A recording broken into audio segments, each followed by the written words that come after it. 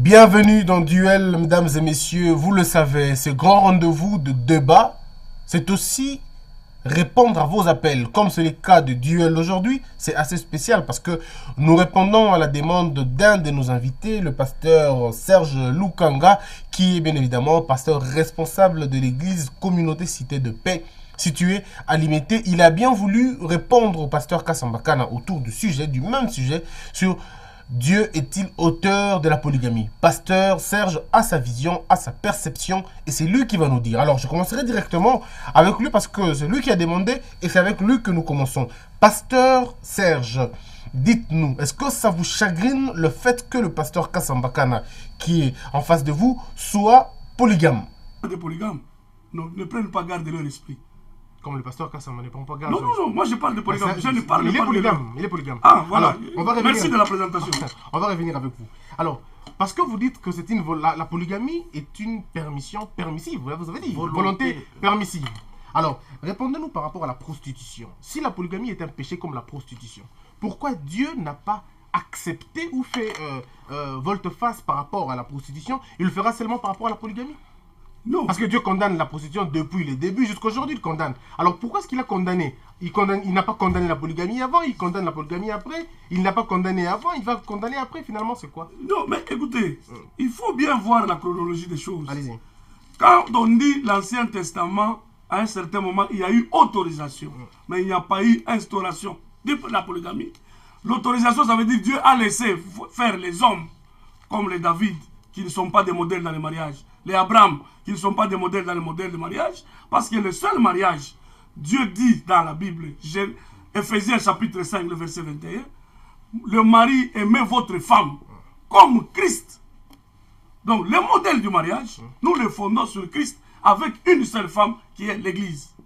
Alors, vous me posez la question, pourquoi on n'a pas condamné, on a condamné la prostitution? Oui, la prostitution, telle que c'est un péché, qui la Bible confirme, c'est un péché qui suit aussi le corps.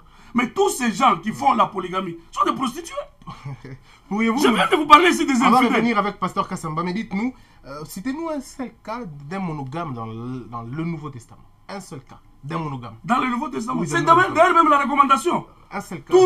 Tous on sont des monogames dans le Nouveau Testament. Et 1 Timothée chapitre 3, le verset 2, la Bible dit, tous les dirigeants, tous ceux qui aspirent à être évêques, comme l'évêque Kassan, doit être le mari d'une seule femme. Voilà. Pasteur Kassamba, on ne vous peut êtes pas censé être le mari d'une seule femme. Mais vous en avez 8 aujourd'hui, 7 je crois. Oui, je vais d'abord répondre quant à ces allégations contradictoires. Premièrement, il se place sous la malédiction. Ah bon? Oui, la plus grave de toute la Bible en traitant les polygames qui se sont mariés d'après la volonté de Dieu, des prostituées. Il est maudit.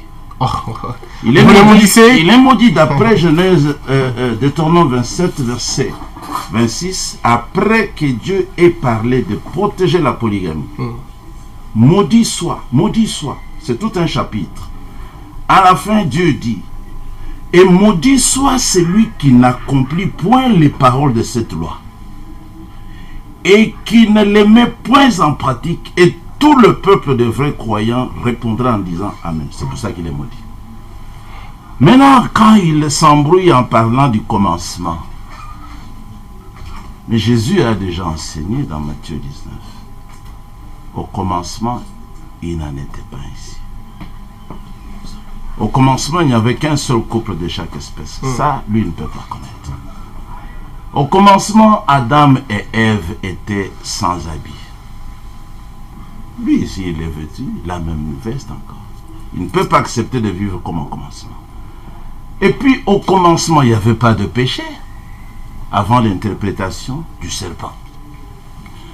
Le serpent est le premier à avoir pris la parole originale pour changer son sens. Je viens de lire les Écritures claires où Dieu parle. Vous voyez qu'il a le courage de dire. Mais il a dit vous avez mal compris. De dire non. Il dit vous avez mal compris. C'est Satan. C'est Satan. C'est lui. Parce que c'est Satan.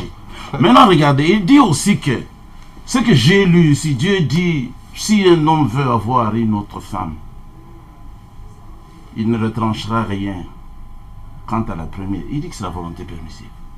Dieu dit ici, maudit, moi Dieu, je maudis tout celui qui dérangera la polygamie de son père. Lui, il appelle la volonté originale de Dieu la volonté permissive. Voilà. C'est ça le diable. On va continuer. Pasteur Serge. Maintenant, attendez, je termine ici quand il s'embrouille avec les continuer. rois et Malachie 2. Malachie 2, même les frères sont partis d'Allemagne et de la Suisse, les Européens, pour nous combattre. Ils se sont embrouillés à la télévision. Dans Malachie 2, on ne parle pas de la polygamie. Dans Malachie 2, il est parlé d'Abraham, notre père, qui a fait cela. Qu'est-ce qu'il avait fait? Parce qu'il cherchait la postérité. Il avait répudié Agar, au détriment de Sarah. Parce que Dieu a dit à Abraham, accorde à Sarah ce qu'elle te demande. Parce que c'est d'elle que naîtra la postérité. Et c'était Isaac. Il a lu, sans lire le verset qui révèle la situation. Donc, au verset 16, car j'aurai la répudiation, dit l'Éternel des armées, et tous sur toute la terre. Voilà. Ils ne savent pas que on parle ici de la séparation. Donc, renvoyer la femme sans cause, c'est ça que Dieu condamne. On va revenir avec Mais Abraham l'a fait. Il avait raison, parce qu'il était à la recherche de la postérité. On va revenir avec vous. Alors, aucun théologien n'a le droit de toucher aux Saintes Écritures. Alors, on va revenir. Pasteur Serge, pourriez-vous nous dire aujourd'hui clairement que David vivait dans le péché et qu'Abraham vivait aussi dans le péché du fait qu'ils étaient des pécheurs? Pourriez-vous nous le dire? Parce que la polygamie, selon vous, c'est un péché. Le roi David, Abraham, c'était des hommes de Dieu que Dieu conduisait pendant cette époque. Quand j'ai parlé de la volonté permissive, Dieu a laissé certaines situations, mais Dieu ne les a pas permises. Quand je dis laisser certaines situations, ça veut dire que David, pendant ce temps-là qu'il évoluait, avec ses femmes, qu'est-ce que Dieu veut en établissant le foyer? Qu'est-ce que Dieu attendait dans son plan pour que les gens vivent dans la pureté, surtout sexuelle? Mais David s'est compromis. Jonathan est venu le lui dire. Ce qu'il a fait n'était pas normal. Dieu lui-même l'a rappelé dans 2 Samuel, où il a dit, tu as eu plusieurs femmes. Non, je t'ai donné. Voilà, je t'ai donné des femmes. Voilà. J'ai mis, non, écoutez, j'ai mis dans ton sein plusieurs femmes. Si tu en as voulu, je t'en ai donné plusieurs. C'est ça? C'est la polygamie. Ce n'est pas la polygamie, mon frère. C'est quoi? Essayez de parler un peu de choses. Exactement. S'il vous plaît, pasteur, laissez-le nous expliquer. Non, il faut que je discute avec lui. Non, soyez responsable. C'est que Dieu Nous sommes sur le plateau. Quand vous êtes en train de parler de ça, c'est le débat. Je fais la police du débat. Si on fait le débat du débat, je vais vous dire que vous êtes Satan. C'est quoi? Allez-y. Ce que Dieu a dit là, c'est quoi? Des fois, quand on parle des responsables, il faut savoir parler. Allez-y, pasteur. Vous avez les temps, je vous protège. Je vous protège. Non, il ne faut même pas me protéger parce qu'il se continue à se présenter. Allez. Quand il dit Satan, il dit ça. Parlons des Écritures. Bon, d'accord. Laissez-moi parler. Allez-y, on vous laisse parler. Soyez sérieux. On est sérieux. Voilà. Allez-y. Dans Malachie, dont il dit, écoutez, il lit le verset 16. Mais ça commence comment? Prenez donc garde à votre esprit, qu'aucun ne soit infidèle à la femme de sa jeunesse, auquel Dieu était témoin. Vous voyez ce que la Bible dit? Prenez garde que personne ne soit infidèle. Le fait d'avoir 2e femme, 3e femme, c'est une infidélité envers votre femme. Mais dites-nous la phrase de Dieu. Voilà, je reviens. Vous avez parlé de Moïse et de David. David, qu'est-ce qui s'est passé? David a eu la femme du roi Saoul.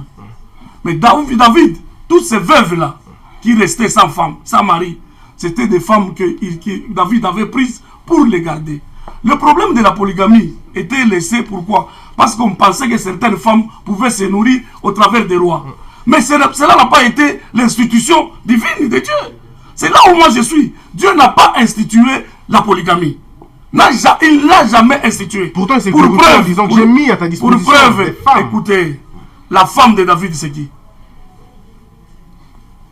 Elle est la femme de David, pasteur? Non, moi je parle avec vous. Moi j'ai la réponse. Je parle avec vous. C'est lui qui a la réponse. La femme, vous l'avez dit, vous avez la police du débat. Il répondra quand tu vas lui donner la parole. D'accord, regardez la question. Oui, il répondra parce qu'il ne faut pas commencer à discuter quand on parle. Allez-y, pasteur. Un homme ne doit pas parler avec un Satan. D'accord, allez-y. Non, Dieu parle avec Satan. Pour dire. Allez-y. Non, vous êtes un homme, moi je suis Satan. Il ne faut pas me répondre. Répondez à l'autre qui me place. Bon. Allez-y alors. Allez-y. Alors, j'étais en train de vous dire que la femme que David a épousée, elle est connue dans la Bible. C'est laquelle? cette femme, quand on dit les autres femmes, je t'aurais donné, Dieu a condamné même l'adultère ou l'adultère de David. Cela ne veut pas dire que Dieu a autorisé les autres femmes que les veuves que David a prises. Je disais que la preuve, c'est que la fin de toutes choses, la Bible dit, la fin qui justifie les moyens. Quelle était la fin? David même à la fin, on lui a donné même une femme. Il était incapable de prendre cette femme-là pour dire qu'il devrait vivre une vie que Dieu a placée au commencement. Quand on a parlé de Jésus, Jésus est venu restaurer les choses. Jésus, quand il dit, il vous a été dit, moi je vous dis. En Matthieu 19, il dit, au commencement, il n'était pas ainsi. On ne peut pas nous dire qu'au commencement, parce qu'il n'y avait pas plusieurs femmes, il y avait pas. Aujourd'hui, les gens même, imaginez, les gens étaient nus, mais les gens avaient une seule femme. Mais aujourd'hui, les gens sont dans les habits, ils sont des polygames. Est-ce qu'ils sont des hommes? Alors, pasteur, que dites-vous de ce que Paul dit? Je vous ai tous fiancés à Christ. À un seul époux. Ça, c'est ça le problème. Quand on dit, je vous ai tous fiancés, l'église, quand on parle de l'église, c'est l'ensemble des croyants. Quand il parle, je vous ai fiancés tous. C'est tous ensemble, nous formons une église. Et voilà. Alors, pasteur Kassamba, répondez à toutes ces questions. Il a posé la question, c'était qui la femme de... Je rentre dans ce qu'il manifeste ici. Il ne t'a pas donné le nom de la femme de David. Allez-y, pasteur. Donnez-nous le nom de la femme de David. Non, il faut qu'il donne le nom de la femme de David. Ne pointez pas. Allez-y, alors. Allez-y, je te la cache. Parlez. Alors, allez-y. Ah, vous la cachez. Oui, ok, gardez ça. Je ne la connais pas. Mais dites-nous, alors, répondez-nous, pasteur. David avait plusieurs femmes. Voilà. Au début, et c'était les femmes lui données par Dieu. Lui, il devait avoir le courage de dire que c'est Dieu qui a provoqué la prostitution. C'est pour ça que je l'ai placé sous la malédiction. David se marie ici. 1 Samuel chapitre 25. Vous êtes sous la malédiction, vous et votre famille. Pour la deuxième femme. Pour la deuxième femme de David. Tu ne connaissais pas, je te donne des informations. Allez-y, pasteur, donnez-nous des informations. La femme d'un homme appelé Nabal. Il avait refusé d'aider David et son armée. David allait le tuer. Cette femme est intervenue, David a compris la femme et Dieu a frappé cet homme-là. Il est mort. Alors David a pris et puis il a envoyé les messagers pour reposer cette femme comme deuxième femme. Et la femme a accepté, c'est 1 Samuel 25. 1 Samuel chapitre 25. Son nom c'est Abigail. David envoya proposer à Abigail de devenir sa femme, alors qu'il avait déjà une autre. Maintenant, les versets qui suivent disent, elle a accepté en se prosternant même à terre, pour dire que je suis d'accord. Verset 42, et elle suivit les messagers de David, et elle devint sa voilà. Femme aussi, parce qu'ils aiment beaucoup parler de ça. Elle devint sa femme. C'est même un débat primaire. L'homme qui quittera son père et sa mère s'attachera à sa femme. À sa femme. Mais ça, c'est la deuxième. Ok. C'est la deuxième qui était aussi sa femme. On dit au verset 43, David avait aussi pris Akinoam d'Israël et toutes les deux furent ses femmes. On ajoute la troisième. 44. Et Saoul avait donné sa fille Michal, femme de David. Ici déjà, David a 3 femmes. Alors, chacune. Alors, pasteur, nous allons évoluer. Était sa femme. Alors, quel est le nom de la femme de David? Nous allons évoluer, pasteur. Dites-nous, mais la polygamie ne profite qu'à l'homme. C'est ça aussi qui pose un problème. Les enfants sont préjudiciés. Les femmes sont préjudiciées. La polygamie ne profite qu'à l'homme. Profite à tout le monde. D'abord, le Seigneur. Parce qu'il est le polygame. Le Seigneur est polygame. Je vous dis que le Seigneur est polygame. Vous ne voyez pas dans Nombre 31. Il a dit, partagez les vierges. Ne m'en privez pas. Donnez-moi, réservez-moi 32 vierges. Pour en faire quoi, lui qui est esprit? Mais pourquoi est-ce que Jésus nous épouse? Lui qui est esprit. Est-ce que vous ne faites pas la confusion du spirituel et du physique, pasteur? Il n'y a pas de confusion. Moi, j'enseigne les Écritures. Et le Seigneur a dit, prenez ma part en vierge. Remettez-les aux grands prêtres. Aujourd'hui, les prêtres sont célibataires. Mais les prêtres de Dieu, Dieu les mariait. Dieu leur donnait beaucoup de femmes.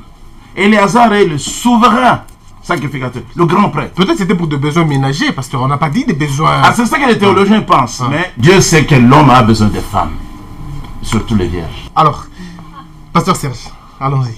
Répondez par rapport à la même question. Mais pasteur, dites-nous un peu. Pourquoi est-ce que la Bible, en fait, quelque part la Bible dit, est-ce que la nature ne vous enseigne-t-elle pas? Pourquoi nous avons un coq pour plusieurs poules, un porc pour plusieurs cochons, et les animaux se marient? Ils ont institué une sorte de polygamie. Est-ce que ce n'est pas un exemple à suivre? C'est une question. Mais les animaux, tout ce que vous avez cité, n'ont pas été créés à l'image de Dieu. Il y a qu'un homme qui a été créé à l'image de Dieu, qui doit être pur, saint, irréprochable. C'est pourquoi l'homme doit être comme Dieu. Et Dieu n'a jamais été polygame. Mais il dit que Dieu est polygame. Non. Mais chacun peut dire. Nous sommes dans un débat. Chacun peut présenter sa façon et il se présente qui il est. Dieu n'est pas polygame. Les animaux et les autres. Vous avez posé une très bonne question. Ça, c'est réservé aux gens qui ne réfléchissent pas, qui n'ont pas l'image et le caractère de Dieu. Le caractère de Dieu, c'est au commencement. Le plan de Dieu, c'est ce qui est au commencement. Un homme et une femme. Jésus est venu, il a répété. Voilà l'image de Dieu. Les autres, les animaux, ne peuvent... On ne peut pas comparer un homme aux animaux. Alors, parce que les instincts animaux n'est pas l'instinct d'un homme. Alors, qu'est-ce qu'on devrait faire maintenant? Revenir à l'esprit original, si vous voulez, de Dieu. C'était quoi cet esprit? C'est la moindre des choses. Ouais. Même Paul dit, Jésus est venu seulement pour dire, tout ce que vous êtes en train de voir ici, c'est parce que l'homme est allé au-delà du plan de Dieu. Voilà ce que je vous dis. Le modèle qu'il faut faire, c'est de rentrer au commencement. Un homme, une femme. Qu'on ne vous trompe pas. Est-ce que la polygamie est un péché? Je vous dis oui. La polygamie est un péché. C'est un péché. Alors si la polygamie est un péché, tous ceux qui ont pratiqué la polygamie sont des pécheurs. Écoutez, le problème de Dieu, c'est là où il y a le problème. Vous voulez me dire qu'Abraham était un pécheur, David est un pécheur. Moi, j'aimerais vous dire qu'au regard de la loi, depuis la restauration et l'arrivée de Jésus, la polygamie est un péché.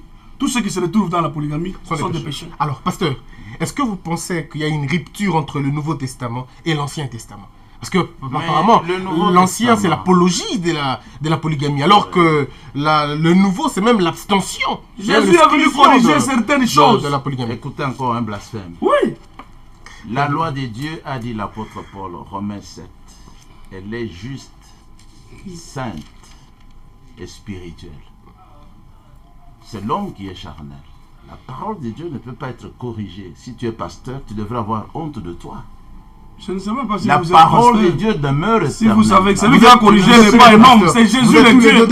C'est Jésus Dieu lui-même qui parle. Tu ne sais pas un homme. Jésus n'a jamais. Jésus dit. Il vous dit par exemple, il vous dit. Tu m'as reproché cela. Il vous dit. Il vous a été dit. Jésus, temps pour temps. Moi je vous dis. C'est quoi ça? Ce n'est pas une correction? Écoute, Jésus a dit. Ne croyez pas à ce qu'ils disent. Matthieu 5, 17. Ne croyez pas que je sois venu pour abolir la loi ou les prophètes. Je ne suis pas venu pour abolir, mais pour accomplir.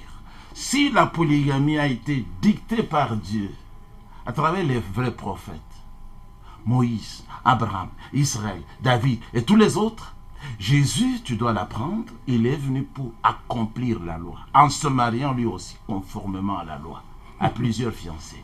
Vous comparez Jésus avec les prophètes. C'est Paul qui a dit. Vous comparez Jésus, vous êtes tous vous êtes en dehors de la parole. Hein? Paul a dit, il ne l'a pas dit à toi, il a dit à nous, la vraie église. Je vous ai tous fiancés à un seul époux.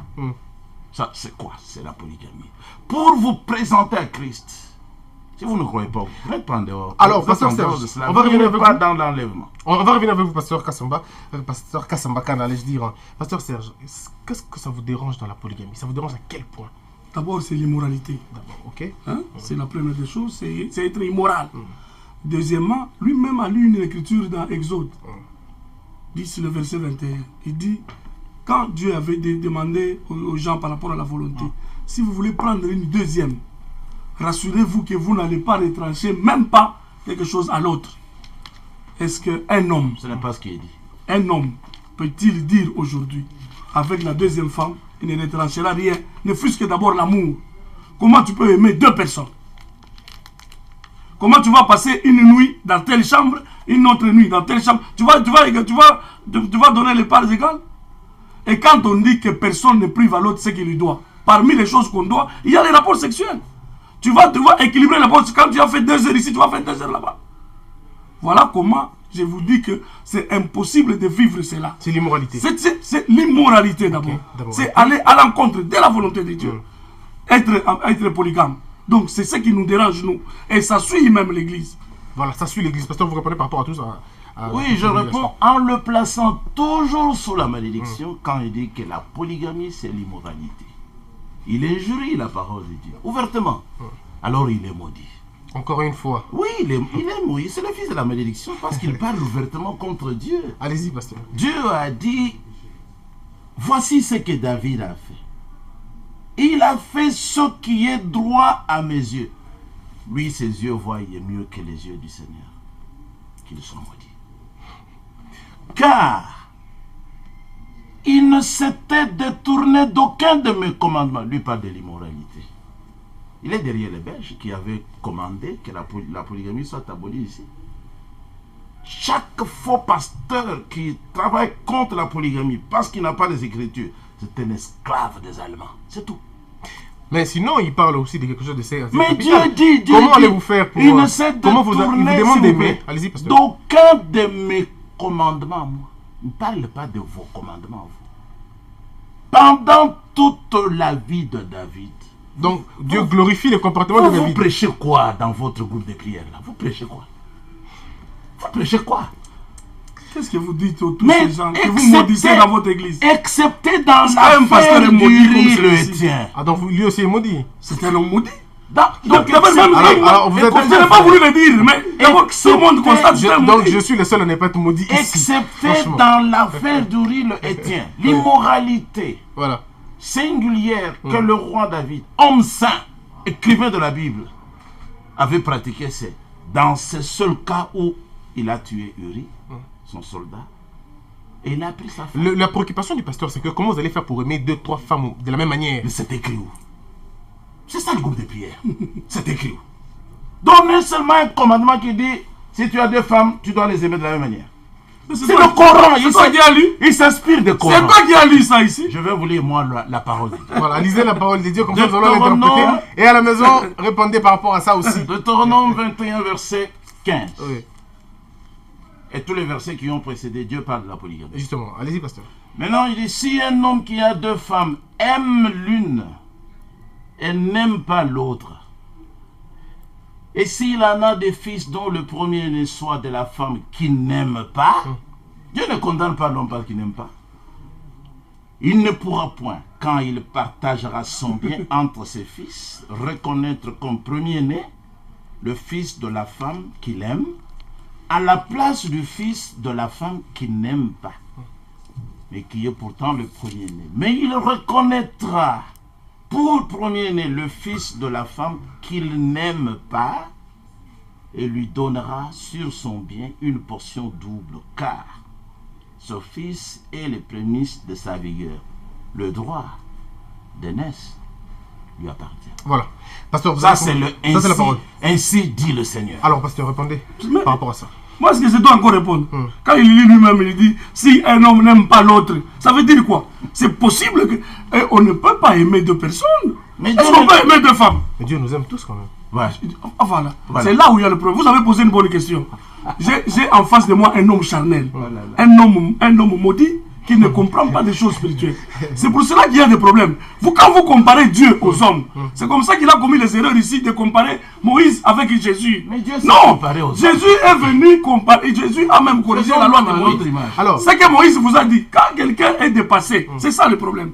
C'est comme ça que quand on se retrouve dans une histoire où quelqu'un est dépassé par les choses, il va chercher à s'accrocher même aux herbes. Soyons élégants, les enfants nous suivent. Ah, merci. Okay. C'était ça. En principe, les choses, il faut les dire comme ça. Okay. Quand vous avez en face de vous des gens qui sont dépassés, qui cherchent à justifier leur inconduite sexuelle, ils vont chercher des versets qui les plaisent. Et pourtant, son père a 2 femmes. Pardon? Son père a 2 femmes. C'est quoi mon père? C'est lui qui m'avait dit. À la RTLC. Non mais lui il m'a dit qu'il est né d'un polygame. Ah bon? Lui-même. Pasteur Serge. Est-ce que je mens? Est-ce vrai ou faux? Où on passe? Dis que ton père était immoral. Est-ce qu'on passe? Je suis en train de dire tout bon. Les polygames sont des immoraux. Comme ton père. L'immoralité. Alors, on va continuer, sinon, on va continuer. Alors, pasteur, dites-nous, est-ce que le Nouveau Testament contredit ou annule une partie de l'Ancien Testament?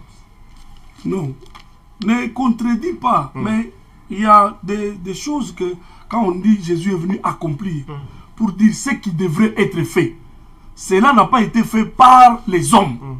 Jésus, par exemple, quand je vous dis ici, je vous dis, haïssez vos ennemis. Mais Jésus vous dit, aimez vos ennemis. Dans l'Ancien Testament, il est dit, dent pour dent, œil pour œil. Mais dans le Nouveau Testament, oui. Dans le Nouveau Testament, Jésus vous dit, aimez plutôt vos ennemis. Priez pour eux. Alors, parce que ça, c'est une contradiction. Le problème, je vais en arriver. J'ai compris. J'ai compris. Ne vous vengez pas. Le contradicteur en face de moi, il est de l'église primitive. Il veut s'en tenir à ce qui est primaire. Nous qui sommes des chrétiens, voilà le mot. Nous qui suivons Christ, nous avons compris des choses et nous sommes révélés par l'Esprit. Pourtant, Christ lisait l'Ancien Testament, il a été... C'est pourquoi il connaît bien, c'est lui-même la loi. Il était en train de rappeler des endroits où l'homme a écrit par rapport à lui. Mais il a dit, ce que Dieu veut, c'est ça. Il a parlé de la réputation, même de comment il ne faut pas divorcer. Jésus dit, à ce qui concerne le divorce. Il a répondu à toutes ces questions. C'est pour vous répondre à ce que vous avez dit. Je voudrais tout simplement vous dire que Jésus est venu accomplir, mais à l'accomplissement tel que le veut Dieu. Alors, une question avant de passer au pasteur. C'est vrai que c'est une question qui pourra paraître banale, mais quand même elle est importante. Est-ce que vous ne pensez pas que si Jésus s'était marié, on l'aurait suivi vraiment? Les gens allaient peut-être se marier comme Christ s'est marié. Jésus ne s'est pas marié, Paul ne s'est pas marié non plus. Peut-être qu'ils allaient nous donner un exemple et ces débats n'allaient pas avoir lieu. Non, c'est là encore les débats. Ne mettez pas Jésus au niveau d'un homme. D'abord, la naissance de Jésus, il est né par l'Esprit. Vous voulez qu'il se marie avec un corps physique? Vous voulez qu'il se marie avec un corps physique? Jésus s'est marié avec l'Église qui est aussi spirituelle. Et Paul alors? Paul, il a bien dit, 1 Corinthiens chapitre 7. Paul dit, pour ceux qui sont mariés, ne répudiez pas votre femme. Ceux qui ne peuvent pas se contenir comme moi. Ça veut dire que lui, il a pris le choix. Choisir de ne pas se marier, ce n'est pas un péché. Mais se marier, faire deux femmes, c'est un péché. C'est ça le problème. Voilà. Si vous choisissez de ne pas vous marier, vous n'allez pas faire l'impurité, l'adultère, l'impudicité. C'est votre droit. Mais c'est lui qui se marie et qui prend une autre femme. Voilà. Je reviens à cette question que j'avais posée. Genèse dit, vous quitterez votre père et votre mère, vous ferez une seule chair avec votre femme. Mais maintenant, quand quelqu'un doit épouser la deuxième femme, il quitte d'où? Parce que la Bible dit, tu quitteras ton père et ta mère. Je pose la question à l'homme charnel. Comment fait-il, lui? Il quitte d'où? Pour aller épouser, il quitte son père et sa mère, ou il quitte ses enfants et ses femmes. Voilà. C'est là où il y a les débats, quand j'ai parlé même de l'immoralité. Ça, c'est un des deux. Quand vous voyez quelqu'un qui doit aller, il dit, je m'attache à sa femme, je m'attache. Vous avez combien de chairs? Nous devons former tous une seule chair, selon la parole, que lui dit qu'il faut respecter. Avec 3, 4 femmes. Vous avez combien de chairs vous-même? Et la dernière, c'est que vous avez dit, vous avez posé une bonne question. La polygamie avantageait seulement à l'homme. Est-ce que lui, il permet que ces femmes aient d'autres hommes? Voilà. Parce que c'est comme ça. Alors, pasteur, répondez, qu'est-ce que vous comprenez dans tout ça? Peut-être qu'il est malade. Oh, c'est pas possible. Mais comment peut-il dire que est-ce que je permets à mes femmes d'avoir d'autres hommes? Mais pourquoi toi tu habites d'autres femmes? Est-ce qu'il est normal? Alors, pasteur, allez-y, il me semble que vous êtes devant les enfants. Il n'est pas normal. Voilà. Allez-y, pasteur, répondez. Dieu ne permet pas à une femme d'avoir deux maris. Sinon, elle sera appelée adultère. C'est ce qu'Ève avait fait dans le jardin d'Éden. Ève s'est donnée au serpent qui n'était pas son mari. Elle a commis adultère. Ah, ce n'était pas le fruit, c'était l'adultère. Le fruit, là, c'était la connaissance charnelle. Okay. Le serpent l'a connu en premier. Paul révèle ça dans 2 Corinthiens 11. Mais maintenant, il pose une question très basse. Il dit, l'homme a quitté son père et sa mère pour s'attacher à la première femme. S'il veut une deuxième femme. Maintenant, s'il veut avoir une deuxième femme, il quittera d'où? Il quittera d'où? Parce que quand on est vraiment en bonne santé, on peut poser cette C'est pas question. possible. Vous pensez que le pasteur Mais Serge quand, bonne santé? mais quand Dieu dit ici que Non, mais franchement. l'homme qui s'est déjà marié, Hein. après avoir quitté son père et sa mère, s'il veut avoir une autre, il ne dit pas qu'il va encore retourner d'abord chez son père et sa mère pour aller chercher une deuxième femme. Ça. Mais tout le monde qui t'a suivi la fois passée, il a eu le même jugement que moi. Alors, pasteur, allez-y. Attends. Allez-y. Dieu donne à David des femmes, il dit, je pouvais encore te donner. Pourquoi il n'a pas demandé à David de retourner d'abord chez son père Isaïe et sa mère? Pasteur, vous avez seulement commencé à prêcher comme ça. C'est pas possible. Hein? Alors, on va répondre. Si vous-même vous êtes comme ça, mais maintenant les gens qui vous suivent, nous suivons le pasteur, ils vont réfléchir comment? Mais c'est ma question que je me pose, moi. Matthieu Tous ces 25. gens qui vous acclament là, Matthieu 25. est-ce qu'ils vous connaissent? Matthieu 25. Jésus que vous aimez sans le connaître, il enseigne ici sur le mariage avec des vierges. Il dit que le royaume de Dieu, pas le royaume du Congo, le royaume de Dieu sera semblable à 10 vierges qui, ayant pris leur lampe, allèrent à la rencontre de l'époux singulier. 5 d'entre elles étaient folles et 5 étaient sages. Parmi les chrétiens, il y a des fous et il y a des sages. Maintenant, l'homme s'est marié avec les 5 sages, intelligents par la parole de Dieu. Les folles ont été répudiées, la porte fermée. C'est Jésus qui enseigne. Alors, pasteur, ça vous répond. Il vous dit que c'est ça, il a enseigné le mariage. Non, ici, Il a enseigné le mariage. Ici, il a le enseigné... seul endroit où Jésus a enseigné le mariage, c'est Matthieu 19. Attends. Est-ce qu'il il vous parle dit des ici, élections? il vous dit là-bas que Est-ce qu'ici, il le parle royaume des des cieux, élections? on va...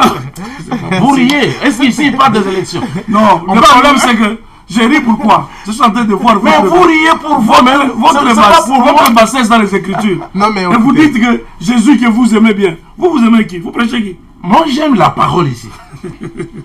Jésus qui est manifesté dans la parole. Vous dites que Jésus est né de l'esprit, est-ce qu'il va épouser des êtres charnels? Mais toi, tu ne sais pas que Jésus avait la chair et le sang. Il a même dit, celui qui ne mange pas ma chair et ne boit pas mon sang n'a pas la vie éternelle. C'est vous. Vous ne voulez pas boire le sang et la polygamie et la chair de Jésus. C'est ça la polygamie. Vous n'avez pas la vie, je vous dis clairement. Regardez comment vous vous embrouillez dans les Allez-y, pasteur, allez-y. C'est ça le signe. Non, mais alors, mesdames et messieurs, vous le suivez à la maison, nous parlons de la polygamie. Ici, c'est le mariage. mariage Dieu de est Jésus. l'auteur de la polygamie? Si oui, eh bien répondez. Sinon, le numéro est affiché sous le bas de vos écrans. La beauté de cette émission, c'est aussi que vous pouvez nous appeler pour demander rendez-vous avec le pasteur ou les deux pasteurs. Pensez-vous que l'un est dans le vrai ou tous les deux sont dans le faux? Eh bien, vous nous appelez. Nous allons aussi vous donner l'occasion de parler avec eux. Alors, pasteur, nous revenons avec vous peut-être pour terminer. Oui. Oui. Alors, qu'est-ce qu'on retient par rapport à la polygamie? Mais j'ai envie de vous poser une question qui me vient à l'esprit, pasteur. Le Nouveau Testament, vers la fin, je ne connais pas beaucoup les textes, mais Dieu, enfin, on nous parle une nomenclature de péchés pour lesquels les gens iront en enfer pour ça. La prostitution et tout. Mais on ne parle pas de la polygamie. Pourquoi on ne cite pas la polygamie? Est-ce que c'est ça la prostitution, peut-être? C'est d'abord le mot là, polygamie. C'est l'invasion humaine. Pourquoi ça devait se retrouver dans la Bible? Parce que c'était des choses que Dieu n'avait pas prévues. Okay. Dieu ne voulait pas qu'il y ait la polygamie. C'est comme ça quand il y a certaines choses que Dieu ne les avait pas prises avant. Vous allez me poser la question aujourd'hui.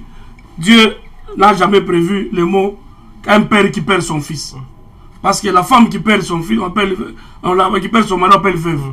L'homme qui perd. Mais il n'a pas prévu le père qui perd son fils. Parce que dans le plan de Dieu, ces choses-là n'existaient pas. Donc, il y a des choses cette polygamie ici. Vous dites qu'il y a des choses qui ont échappé au contrôle de Dieu. Pas au contrôle. Mais comment Dieu ne peut pas prévoir quelque chose? Dans le plan de Dieu, les enfants ne pouvaient pas mourir avant leur père. Okay. Vous avez compris? C'était ça. Parce que les enfants succédaient à leur père. Mais aujourd'hui, les enfants commencent à mourir parce que ce sont des enfants rebelles comme les casses.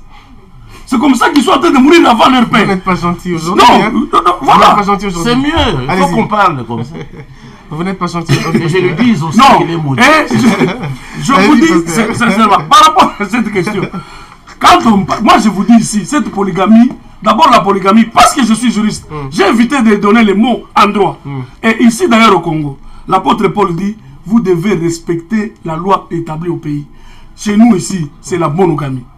Donc, pour un pasteur responsable qui respecte la loi, la Bible, il doit respecter aussi la loi du pays. Alors, s'il faut respecter les lois, donc on respectera aussi on respectera aussi l'homosexualité aux États-Unis, parce qu'il faut respecter la loi du pays. Bien sûr. Ici, chez nous, les Américains doivent respecter l'homosexualité chez eux. Quand vous parlez des Américains, ce n'est pas des modèles. Qui vous a dit que les Blancs c'était les modèles de vie? Paul a dit qu'il faut respecter la loi du pays. Donc... Chez nous, j'ai bien précisé, si Paul a dit ça, nous au Congo, parce qu'il a parlé, nous au Congo, nous devons respecter la monogamie. Nous sommes tous dans la monogamie. Ceux qui sont dans la polygamie, c'est d'abord une infraction. Vous savez ça? C'est une infraction au Congo. Exactement. Voilà, je rentre pour vous dire. Allez-y, pasteur. Je rentre pour vous dire que les polygames, on est en train de voiler les mots. Ce sont des pécheurs. Ce sont des gens qui sortent en dehors de la fidélité de leurs épouses. Ils sont en train d'aller en dehors de la vie normale. Voilà. Donc, même si on n'a pas écrit, leur destination, c'est l'enfer. Donc, pasteur, qu'est-ce qu'il ira en enfer? Là, ça, il est libre à lui. Il peut se répandre, il y a encore du temps. Alors, pasteur, on va terminer. Je peux me reprendre. La grâce de Dieu est encore là. Il dit, il peut se reprendre. Me reprendre où? Non. Vous pouvez vous repentir maintenant là. Je te donne la parole. Allez-y, pasteur. Et abandonner ces 8 femmes. Je te donne la parole de Dieu. Cher juriste, le professeur de droit au campus m'a dit, si tu vois un juriste à la télévision pour soutenir la monogamie, il ne connaît pas l'esprit de la lettre. C'est justement le professeur qui prie chez toi. Il ne peut que dire ça. De notre loi. Jésus-Christ dit dans Luc 13, efforcez-vous d'entrer par la porte étroite, car je vous le dis, beaucoup chercheront à entrer et ne le pourront pas.